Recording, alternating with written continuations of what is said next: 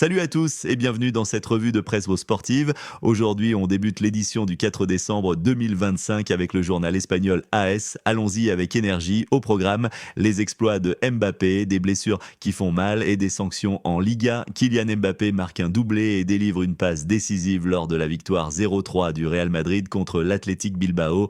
Cela offre un répit à Xabi Alonso. Tren et Camavinga livrent leur meilleure performance mais se blessent. L'Athletic a souffert des absences. Cette performance renforce la position du Real Madrid en Liga et met en lumière l'impact des stars comme Mbappé sur les résultats des grands clubs. Des victoires éclatantes aux défaites douloureuses. Passons au malheur de l'Atlético. L'Atlético Madrid subit une double punition avec une défaite à Barcelone, plus les blessures de Jiménez, El Llorente et Cardozo. Ces blessures aggravent la situation d'un club déjà sous pression, impactant sa compétitivité en championnat et en coupe. Les blessures d'un frappent aussi du côté du Barça avec un joueur clé touché. Dani Olmo souffre d'une nouvelle luxation à l'épaule et sera absent un mois sans opération nécessaire. Cette rechute perturbe les plans du FC Barcelone où Olmo est un élément offensif clé affectant les performances de l'équipe et les incidents ne s'arrêtent pas au terrain avec des sanctions pour un stade mythique. La commission de discipline ferme partiellement la tribune du stade Pidjuan en raison d'incidents lors du derby. Cette sanction impacte le Sevilla FC, réduisant l'ambiance et les recettes pour les matchs à venir dans un contexte de rivalité intense. Et maintenant, on reste dans l'ambiance du foot espagnol. Après AS qui célèbre l'infini Mbappé, passons à Marca, son concurrent direct qui met en avant un super Mbappé et un Real Madrid enfin au top. Voyons ce que ce journal nous réserve pour compléter le tableau. Kylian Mbappé signe un doublé spectaculaire lors de la victoire 0-3 du Real Madrid contre l'Athletic Bilbao. Camavinga marque l'autre but, mais lui et Tren se blessent. Courtois est impeccable en défense. Cette performance permet au Real de recoller au Barça au classement, renforçant leur position dans la course au titre en Liga. Des victoires triomphantes au revers douloureux. Parlons maintenant des blessures qui frappent fort. Dani Olmo est out jusqu'en 2026 à cause d'une blessure. Jiménez, Llorente et Cardozo sont aussi de Baja après un match. Ces absences impactent lourdement les équipes comme le Barça et l'Atlético, perturbant leur stratégie en pleine saison compétitive. Pendant ce temps, en Coupe du Roi, une surprise majeure secoue la hiérarchie. Le club d'Oran élimine Girona en Coupe du Roi, créant une upset inattendue. Cela montre la magie des coupes où des équipes modestes peuvent renverser des favoris, ajoutant du suspense aux compétitions nationales. Du foot à la natation où une médaille d'or brille pour l'Espagne, Weiler remporte l'or européen en 200 mètres d'eau en piscine courte. Cette victoire met en lumière les talents espagnols en natation, boostant la visibilité du sport aquatique au niveau continental et olympique. Et un regard sur l'arbitrage féminin avec une touche personnelle. L'arbitre Marta Huerta de Haza partage comment sa fille lui demande combien de jours elle part, illustrant l'équilibre entre vie pro et perso. Cela humanise les arbitres, soulignant les défis des femmes dans le sport professionnel et promouvant l'inclusion. Et maintenant, on continue notre tour d'Espagne avec le foot. Après Marca qui glorifie un super Mbappé au Real Madrid, cap sur Mundo Deportivo, le journal catalan qui met le Barça en leader absolu.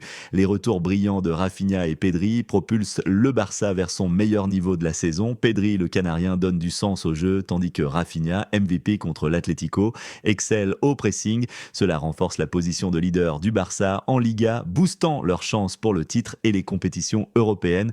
Mais tout n'est pas rose au Barça, avec une blessure qui frappe un joueur clé. Dani Olmo souffre d'une luxation et sera absent un mois, ne revenant pas avant 2026. Cette absence prive le Barça d'un élément offensif essentiel, impactant leur profondeur d'effectif en pleine période chargée.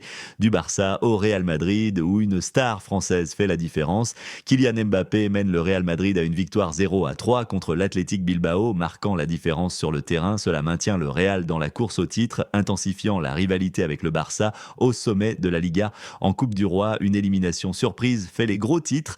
Girona, sans inspiration, perd 2-1 contre Ourense et est éliminé de la Coupe du Roi. Cette upset montre la vulnérabilité des équipes de Liga face aux outsiders, ajoutant du drame aux coupes nationales.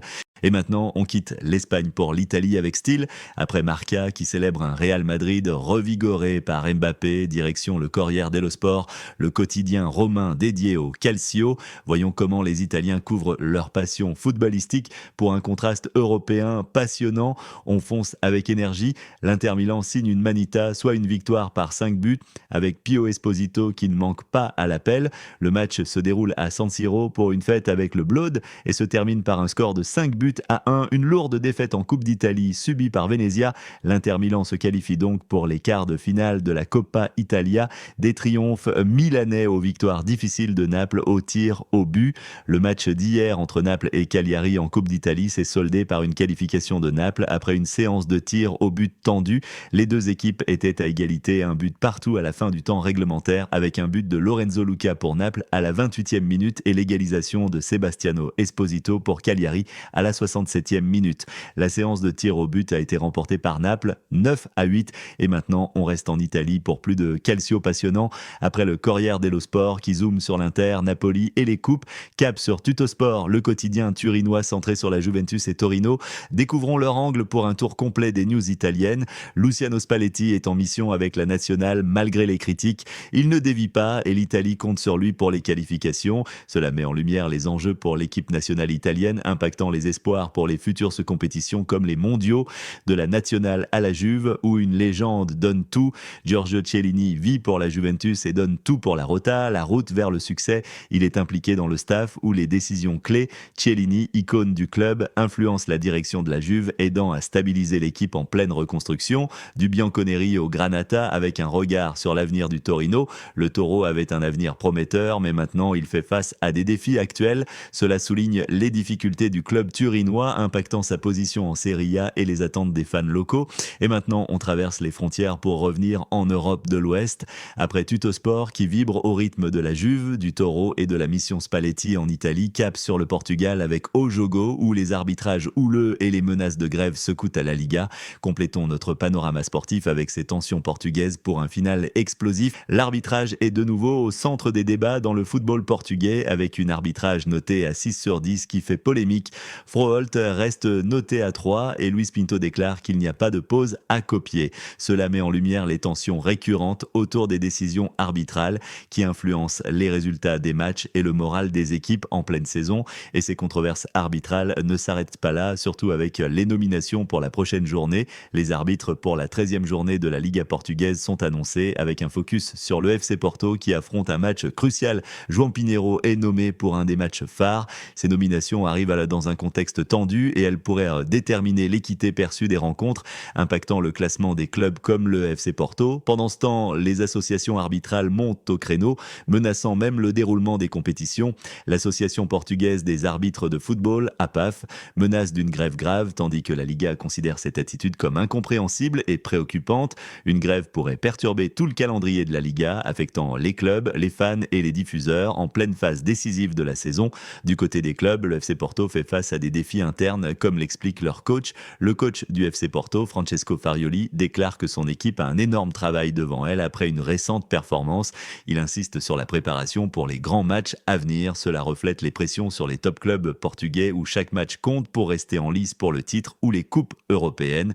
Et maintenant, on saute de l'Atlantique à la Seine pour un virage français. Après O Jogo qui bouillonne avec les arbitrages nains et les grèves au Portugal, passons à l'équipe, le bible du sport hexagonal où le rugby et le foot font les gros titres. Continuons notre tour d'Europe avec ces news tricolores. Pour boucler la boucle, ce qu'il faut retenir, le 15 de France hérite d'un tirage favorable pour la Coupe du Monde 2027 en Australie jusqu'en demi-finale. Fabien Galtier et la génération Antoine Dupont visent la victoire finale. Ce tableau avantageux offre une réelle chance aux Bleus de remporter leur premier titre mondial, boostant les espoirs après des déceptions passées. Du rêve mondial en rugby, on passe aux réalités tendues du foot français. Franck Hez reste coach de Nice en Ligue 1 malgré une colère persistante liée à des critiques internes ou externes. Cette situation souligne les pressions sur les entraîneurs en championnat, impactant la stabilité et les performances de l'équipe niçoise, toujours en rugby, mais cette fois avec une légende qui vise la politique. Serge Blanco, icône du rugby français, se lance dans la course à la mairie de Biarritz. Cela montre comment les figures sportives influencent la sphère politique locale dans un contexte tumultueux pour la ville et un soutien notable dans le monde du journalisme sportif. L'Algérie confirme une lourde sentence en appel contre Christophe Glaze avec un appel au soutien pour lui. Cela met en lumière les défis pour les journalistes sportifs affectant la liberté d'expression et les relations internationales dans le sport. C'est tout pour cette grande grande revue de presse du 4 décembre 2025. Le sport européen vibre d'exploits, de drames et de passion. Si vous avez aimé ce panorama dynamique, likez, commentez vos réactions et surtout abonnez-vous pour ne rater aucune édition future. À la prochaine pour plus d'actu sportive.